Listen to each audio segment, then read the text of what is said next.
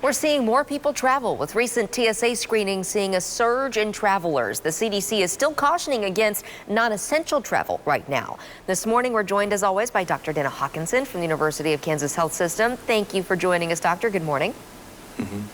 Hi, thank you. So with these warnings still in place against non-essential travel, what would you say to folks maybe deciding, oh, finally after a year we can go on our spring break, even if they have been vaccinated or if they've had COVID-19? What would you say?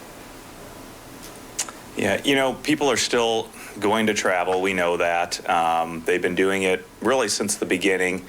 I think we have to continue to give our message of what to do individually to reduce your risk of getting COVID and spreading it. And those are the things that we've talked about since day one, and it's keeping distance, it's masking, it's not meeting in large groups. There are safe ways to travel, obviously.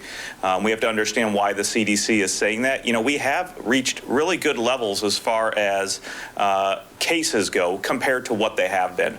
But there's a lot of room for improvement, and there's always a concern when you have especially young people going to places for spring break to get together and socialize, that they can spread it amongst themselves and then obviously bring it back to where they live. And the big concern is these variants, obviously, not just here, which we know in some areas locally, in certain regions in the United States, they are increasing in percentage, the number of variants and the percent of variants.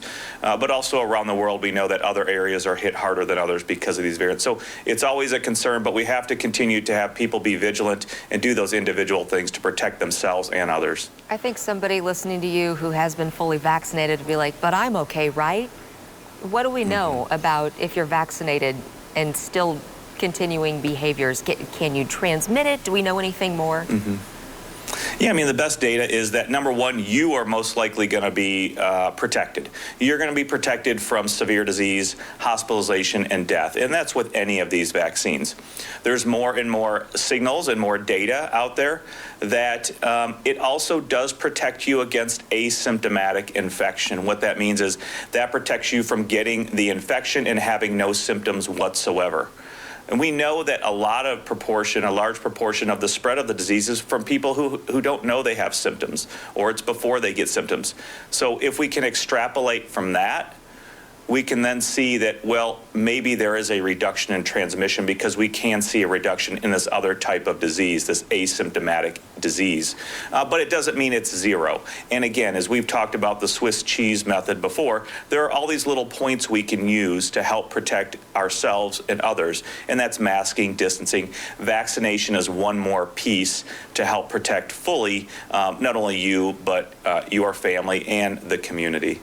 Talk a little bit about variants. The CDC reported they had identified nearly 4,900 cases of the coronavirus variant here in the U.S. There's a risk of somebody, if somebody already had the virus and has those antibodies, but now we are worried about these variants, are you more concerned that they could get sick even though they might still have antibodies because of the variants?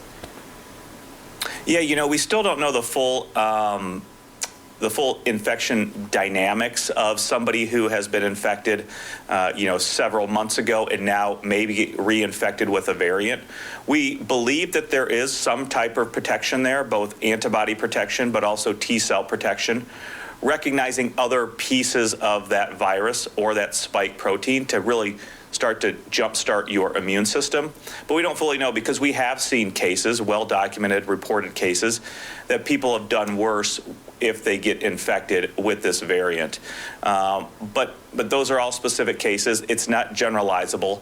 But yeah, that risk remains that if you've had it one time, COVID-19, and you get reinfected, especially with the new variant, there is that risk that you could have worse disease. We would hope you would have more mild disease, but we just don't know. There just aren't enough documented cases to really understand exactly what's going to happen if you do get reinfected with one of these new variants. So just to understand, there are a lot of variants out there. There are variants we probably don't even know about. Obviously, the variants that were identified in the UK, South Africa, Brazil, but now we have California variants, New York variants. So we will continue probably to see these, and we don't know really fully what is going to happen and how they will play out individually and on the population level either. All right, Dr. Hawkinson, thank you so much for joining us.